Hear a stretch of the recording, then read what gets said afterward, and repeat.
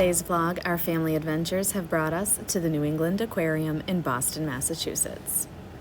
If you're new here, welcome to the Bees Business, or if you've been here before, welcome back. One of our goals as a family is to take regular trips together.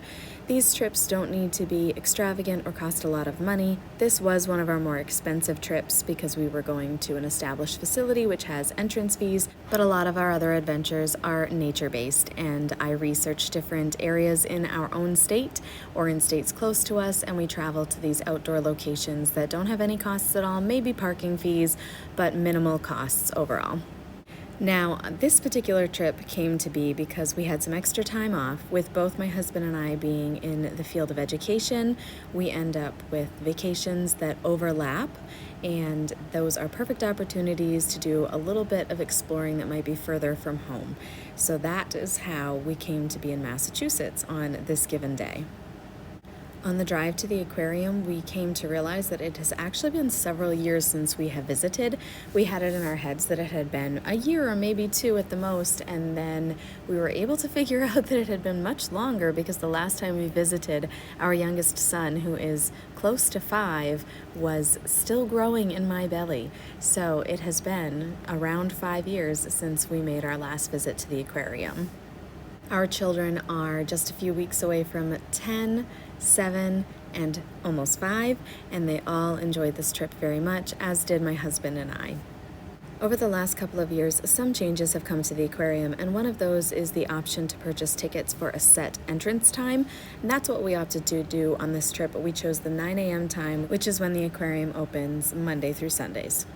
The aquarium's hours differ a little bit based on the time of year that you're wanting to attend. So their fall and winter hours are from September 6th to May 26th, and those are Monday to Friday, 9 a.m. to 5 p.m., and Saturday to Sunday, 9 a.m. to 6 p.m. And then in their spring and summer hours, which are from May 27th to September 5th, they are open from Monday to Friday, 9 a.m. to 6 p.m., and Saturday and Sunday, 9 a.m. to 6 p.m. So essentially the only difference is in the fall and the winter, Monday through Friday, they are open only till 5 p.m., whereas in the spring and summer, they are open every day of the week from 9 a.m. to 6 p.m. It is important to note that regardless of the time of year that you are visiting, the Shark and Ray Touch Tank is open at 9:30 a.m. and closes at 5:45 p.m. every day of the week. The New England Aquarium is located at 1 Central Wharf, which is near Long Wharf and close to Faneuil Hall and Quincy Market. Due to the proximity of the aquarium and Faneuil Hall and Quincy Market, it is realistic to walk from the aquarium to those locations, and this was actually our plan on this given day, but toward the end of our visit, we ended up having a family member who wasn't feeling so well, and the best choice for all of us was to just head home. So we did get to spend a good amount of time at the aquarium, but unfortunately we didn't get to visit Faneuil Hall or Quincy Market, so that will happen at a later date, I guess. I have found the aquarium's website to be very helpful, so if you are interested in visiting Faneuil Hall and Quincy Market on the same day that you visit the aquarium, just know that the website offers a map of the area that includes all of these locations and how to get from one to the other. I will link the website in the description box of this vlog. The aquarium's website also offers a plethora of other information, and I'm going to share some of those facts and other information with you at this time. The New England Aquarium is a global leader in ocean exploration and marine conservation. With more than 1.3 million visitors a year, the aquarium is one of the premier visitor attractions in Boston and a major public education resource for the region. The mission and vision of the aquarium is this: the New England Aquarium is a catalyst for global change through public engagement, commitment to marine animal conservation, leadership in education, innovative scientific research, and effective advocacy for vital and vibrant oceans. Arriving at 9 a.m. was the perfect way for us to get into the aquarium, get ourselves settled, make bathroom trips, get coats off, and then be ready for the 9:30 time when the touch tank opened. And we went straight there as our first place to visit in the aquarium, and I'm so thankful we did. It was not quite as busy, and it was also wonderful to be able to look through the glass and see these stingrays so clearly because there were no fingerprints or watermarks yet on the glass, and you'll see too, you can view them from above the water looking down into it as well. One other thing I wanted to mention about the timed entrances is we observed that it was not super busy between 9 and 10 a.m. because everybody who had those tickets for that time slot seemed to get there right at 9, and then there just weren't a ton of us, which was really nice. And so the morning slowly picked up in the amount of people that were there, so we got to have a nice gentle start to our visit. So I am thankful for the timed entrances, though initially I thought, oh, this feels frustrating. And I will also add, there is a small amount of tickets that you can purchase right at the aquarium each day. We didn't want to do that simply because we were driving from over a couple of hours away, and we didn't want to get there just to realize that they were sold out of those tickets that you can buy on the day. So we opted to make our reservations, as I've said, and that was a very good fit for our family. I would do it again that way. If you've spent any amount of time around my channel at this point, you probably know what an animal lover I am. Look at that shot I got of that stingray. I was so pleased to see his little mouth open, or her, I really don't know the gender, but very excited to see that and thankful to catch it on film and to be able to share it on this vlog. So this area of the aquarium, the shark and ray touch tank, is absolutely a favorite for my family and a crowd pleaser. It is always a packed area. And there are a couple of different rays that you can visit here, the cow nose and the Atlantic ray, and they also have the epaulet shark. The cow-nosed rays have a little bit more of like a heart-shaped nose, so this guy that you're seeing here is not a cow-nose ray. I did want to share a couple of facts about the cow-nose ray with you. Their size is up to 48 inches wide. Their diet consists of oysters, clams, snails, and crabs. Their lifespan is thought to be 13 to 18 years. Their range is the Atlantic Ocean from New England to the South Caribbean, including Yucatan, northern parts of South America, Western Africa, and the Cape Verde Islands. In their habitat, these rays swim near the coastline and can be found in waters up to 72 feet deep. As in terms of predators, although cow-nose rays can grow large enough to fend off most predators, they are still hunted by large sharks such as great hammerhead and bull sharks. And their conservation status, they are near threatened. The current population of cow-nose rays has not been accurately measured, but the species may be at risk due to fishing. These rays reproduce slowly, making it hard for them to recover from such threats. And lastly, the cow-nose ray is known for traveling in large groups. Schools of up to 10,000 rays have been seen between Florida and the Yucatan in Mexico. Like many species of sharks and rays, cow-nose rays develop within eggs that are carried and hatch in their mother's uterus. Mothers usually give birth to one pup per pregnancy. One other interesting fact that we learned about the rays exhibit while we were there is that far section straight back is actually 6 feet deep.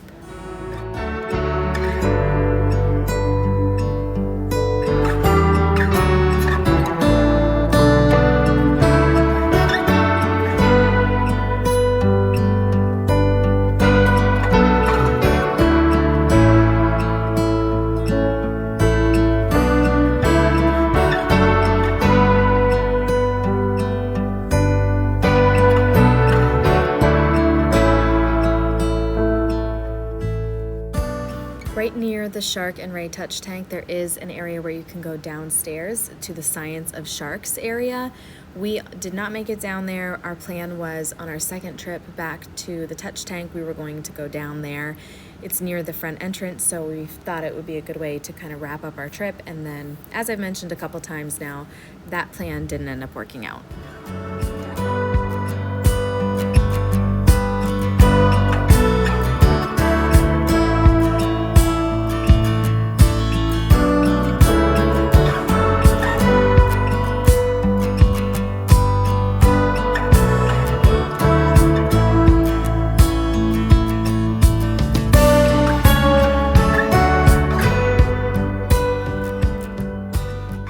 After you come through the main doors of the aquarium, past the shark and ray touch tank, the bathrooms, the lockers where you can rent them to store some of your items during the day if you choose, there is this penguin exhibit where African penguins are housed.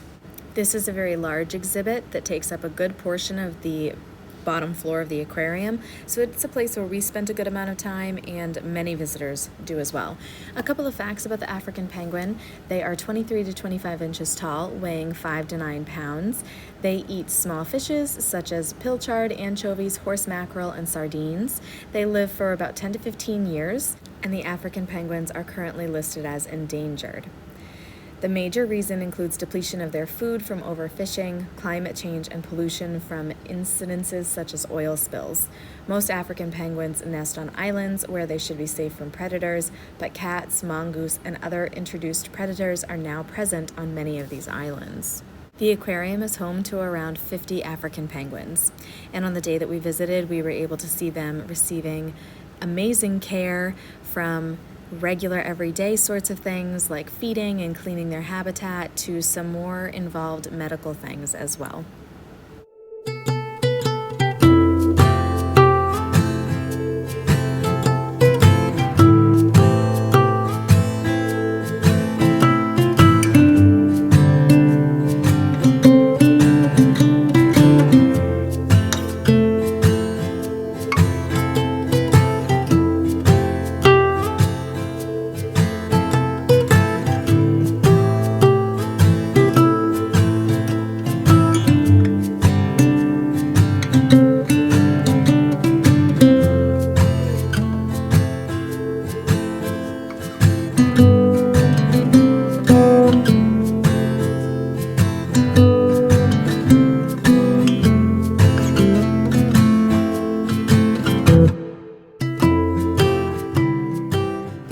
Here are some lionfish. Lionfish take advantage of their camouflage to stalk their prey. When they are close enough, lionfish quickly open their jaws to snap up their prey. Lionfish always swallow their food whole.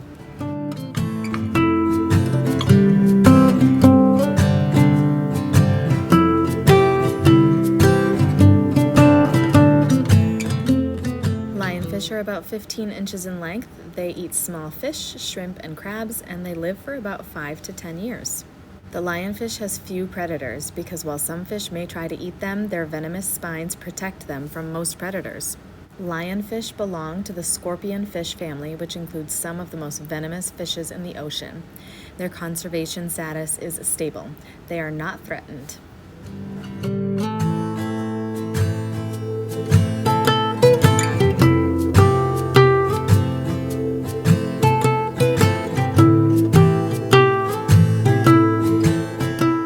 This exhibit is called the Indo-Pacific Coral Reef.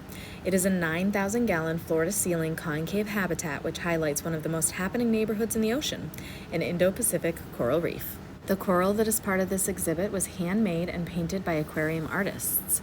Some of the fish that are in this exhibit are the tomato clownfish, long-nosed butterfly fish, and the orange spine unicorn fish. While this coral reef isn't real, the ones that are critical components to ocean health. They are nurseries to thousands of fish species, many of which could not survive without these unique habitats. Earth's coral reefs support more than 4,000 species of fish, 800 types of hard corals, and hundreds of other species of marine life.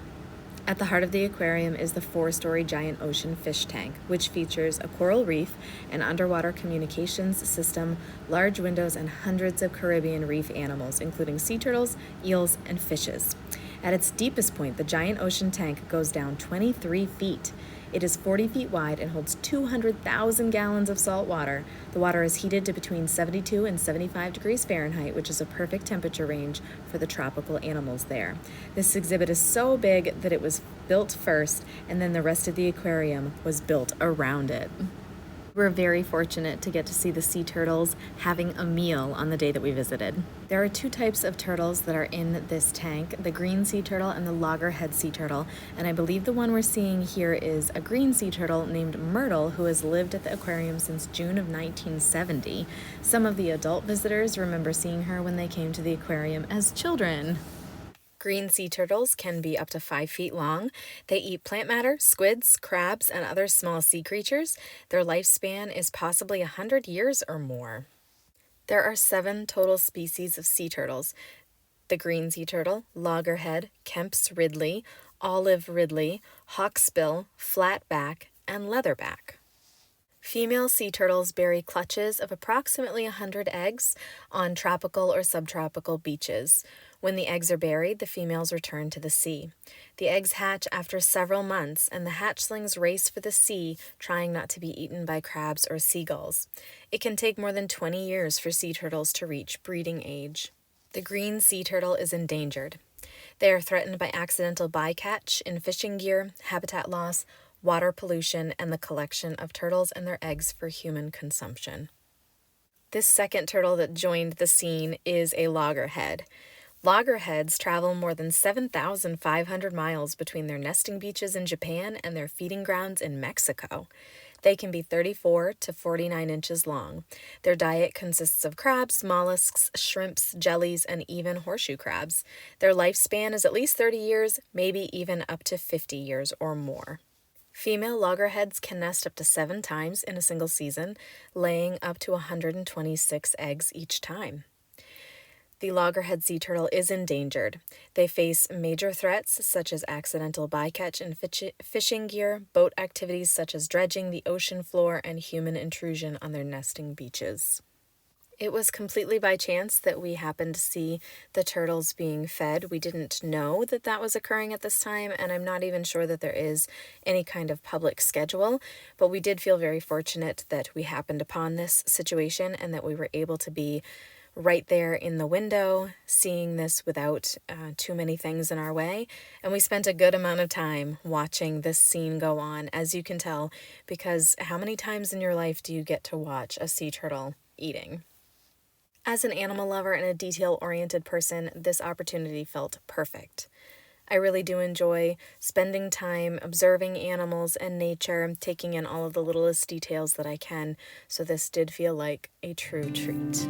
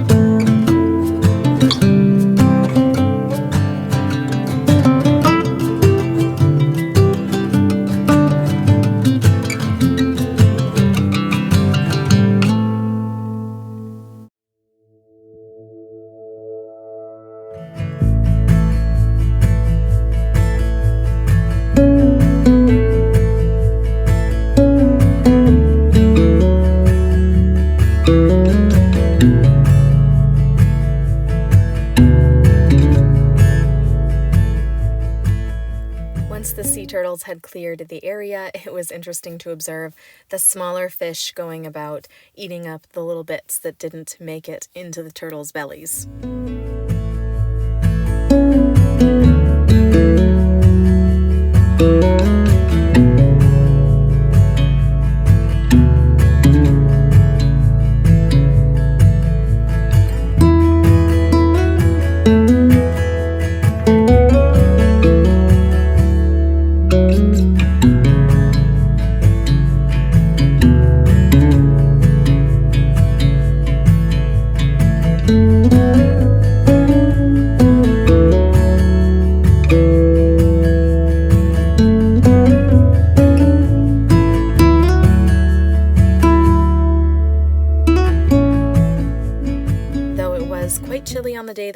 visited the aquarium, we did still go outdoors where the northern fur seals are housed, and we learned some things about them, including that they have the second thickest fur in the animal kingdom, and it keeps them warm as they hunt for food in the cold waters of the northern Pacific Ocean.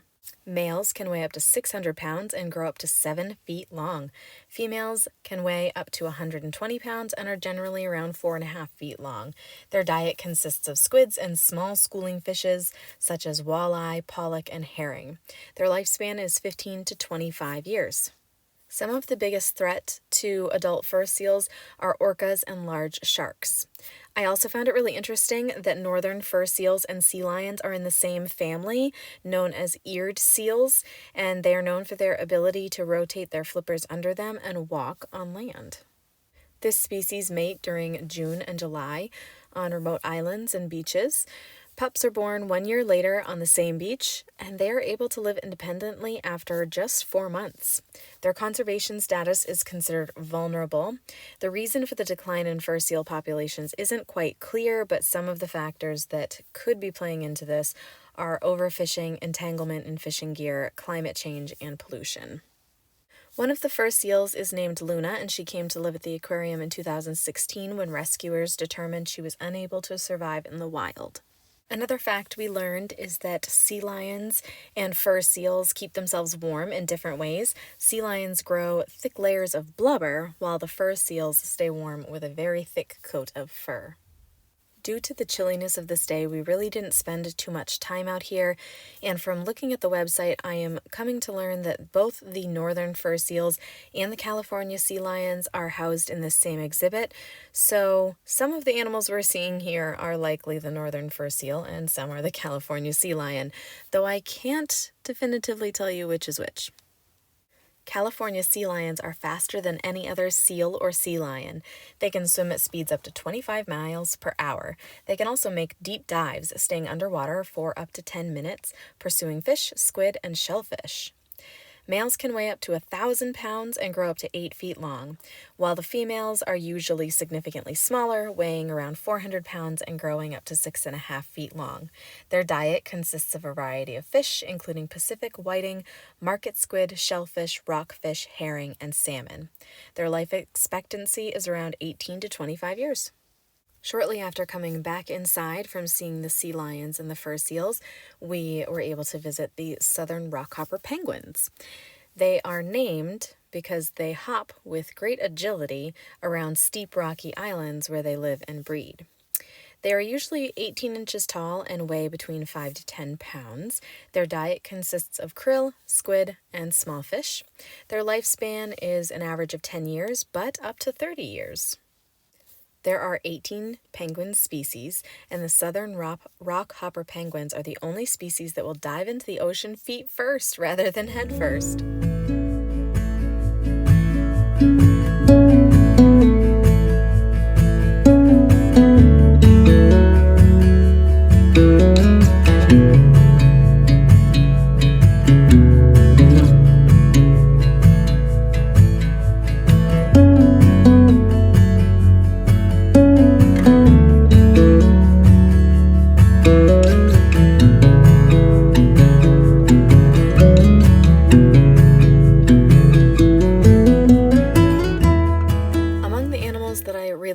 To seeing at the aquarium, the jellyfish are up there toward the top of my list. I find them very interesting creatures. I have come to learn that the lifespan of jellyfish is really not very long, somewhere around 6 months for some of the species. I also learned that there are more than 2,000 species of sea jellies in the world, and they are related to anemones and coral. Sea turtles are the jellyfish's most prominent predator. And as if they weren't already interesting enough, their conservation status is listed as stable.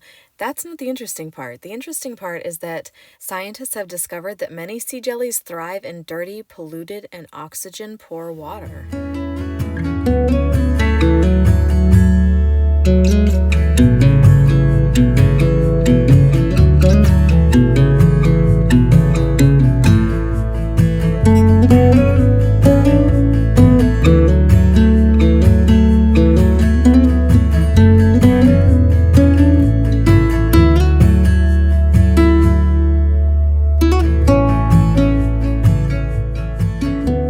fish are called elephant nose fish, and you can probably gather why.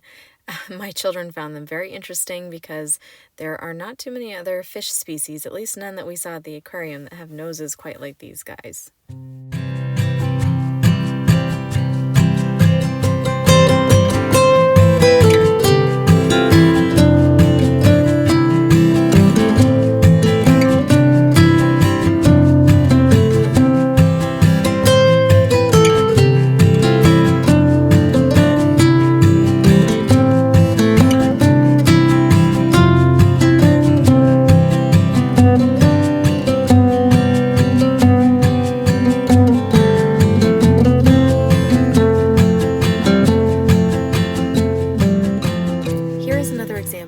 Medical care that we were able to watch one of the penguins receiving. I appreciate that the aquarium takes care of the medical needs of the animals that live there, and it's just happening out in the open and not behind closed doors like it's some sort of secret event. It just feels authentic that it's occurring just within their everyday routine of taking care of these animals here at the aquarium.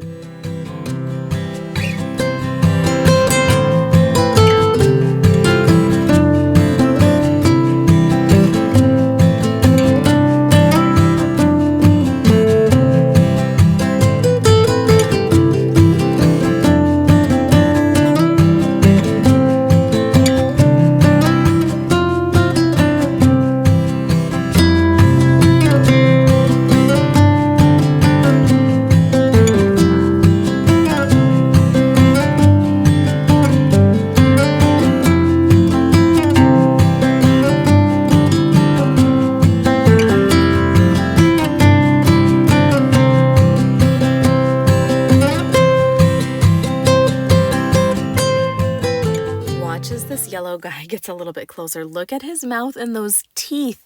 I'm not sure what kind of fish he is, but those teeth were concerning and frightened my children a little bit. How neat is it that Eli can be this close to a giant fish like that?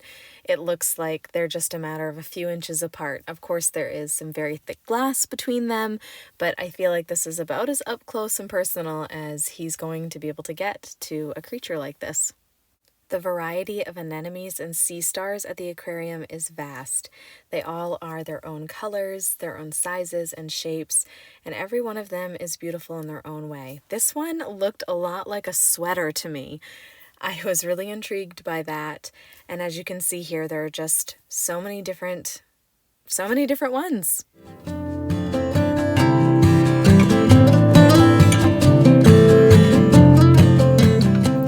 Surface, you could see this as disgusting. I found it really interesting to see this sea creature stuck to the glass so that I could see the underside of it and exactly how it suctions. I just found it very interesting and obviously needed to capture it and share it.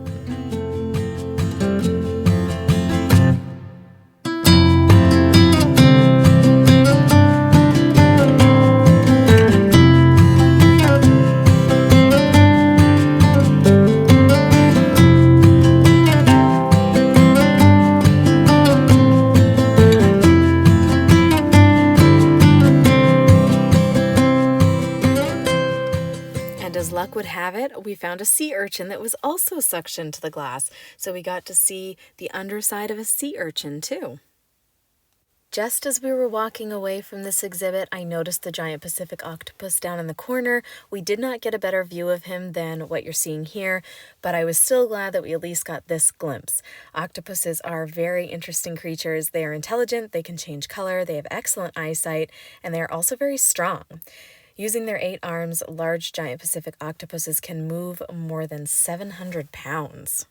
They eat fishes, shrimps, crabs, scallops, clams, and other shellfish. Their lifespan is around 1 to 5 years. Adult females lay a large amount of eggs, up to 75,000 in small caves. There, the female defends her eggs until they are ready to hatch, which can take up to 6 months. The hatchlings then drift in ocean currents for several months, after which they drop to the seafloor, where they hide in caves and rock crevices. And it only takes about a year for a giant Pacific octopus to be old enough to breed. Their conservation status is stable. The underside of this starfish, or sea star, of course caught my attention.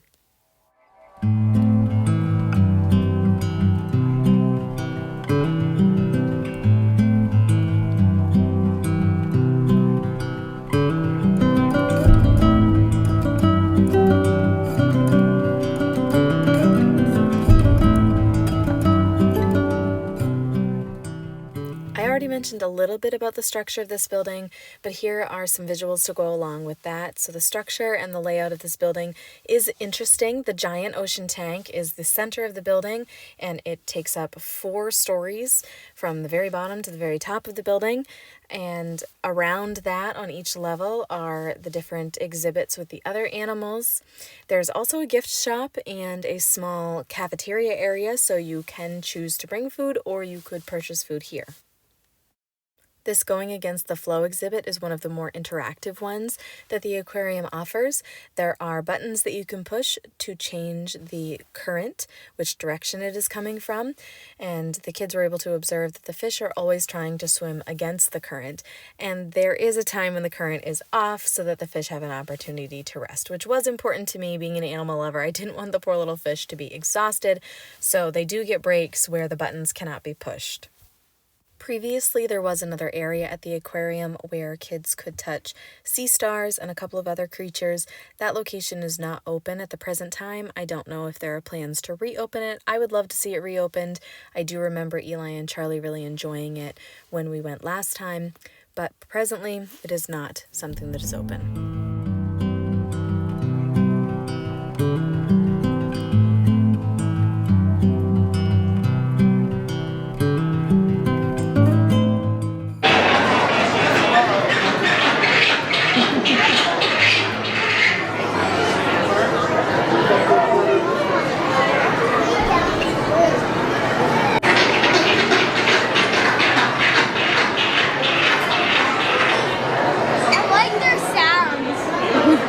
Pretty neat.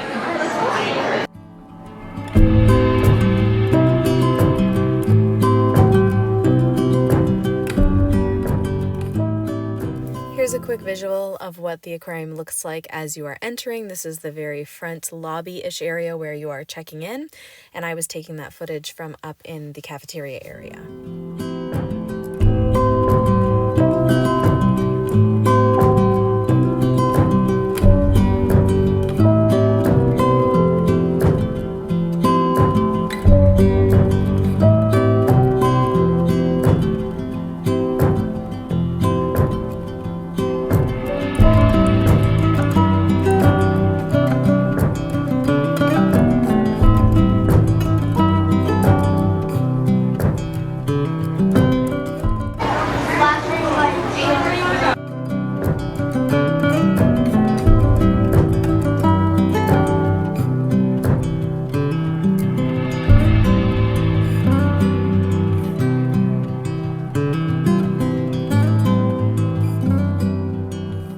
Another one of those creatures that I was really looking forward to seeing were the seahorses. There are these guys that we are observing at present, and then upstairs on the 4th floor there are some little tiny seahorses that you will see later in the video, and those little tiny ones are the size of your fingernail.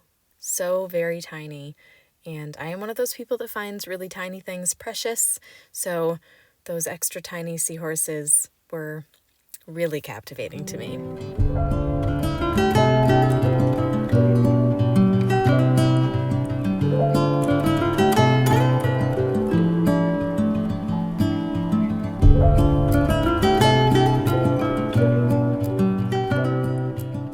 This shed that is lying next to this turtle is from a green anaconda.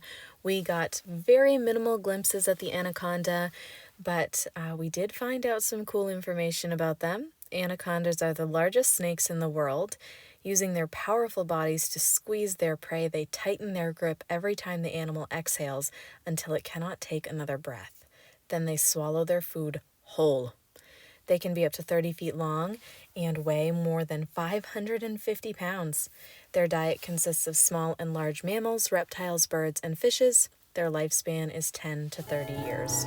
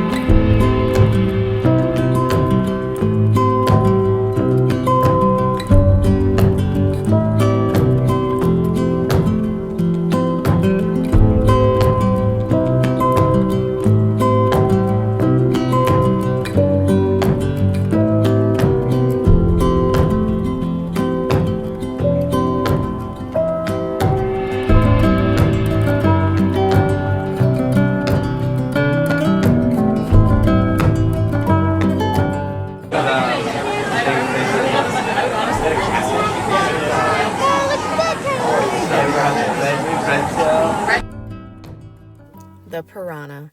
I didn't realize that piranhas were glittery. So at first when I was observing this fish, I thought, oh, that's kind of a pretty fish. Not so much maybe the face, but I really like shiny things. And so I was attracted to the glitteriness of this fish.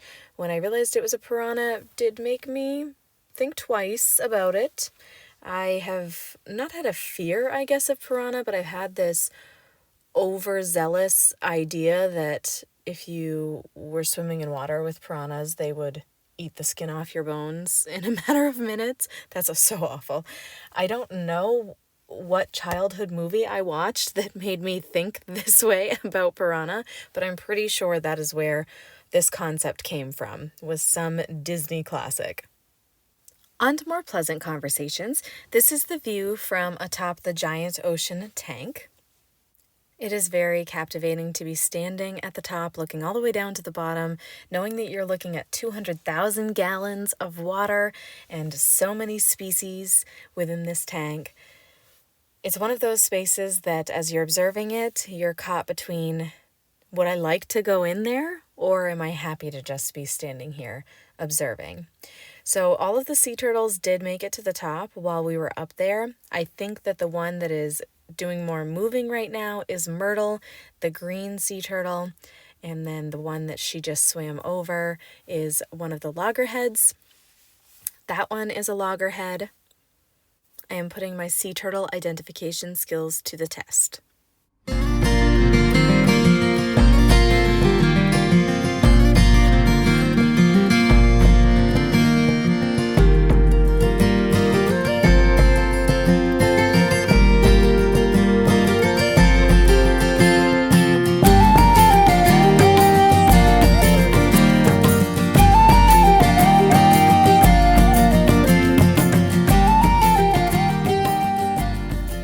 Caribbean dwarf seahorses may be my favorite thing at the entire aquarium.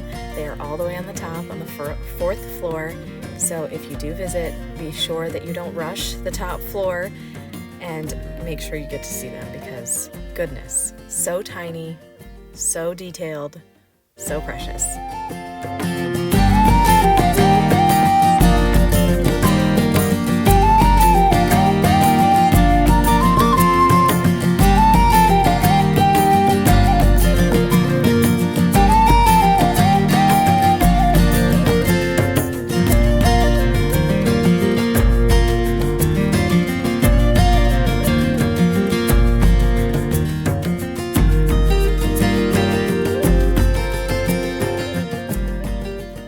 The blocks of ice from the beginning of this vlog?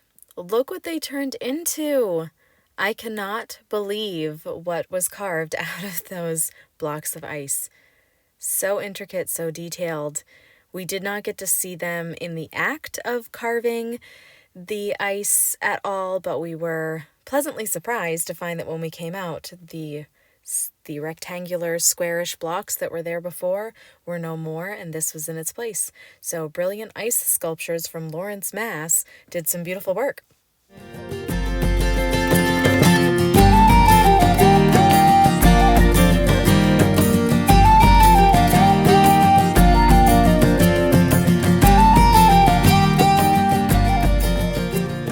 That is going to be it for us on our trip to the New England Aquarium in Boston, Massachusetts. I hope that you enjoyed coming along with us for this adventure. I can't wait to see you in the next one. Bye!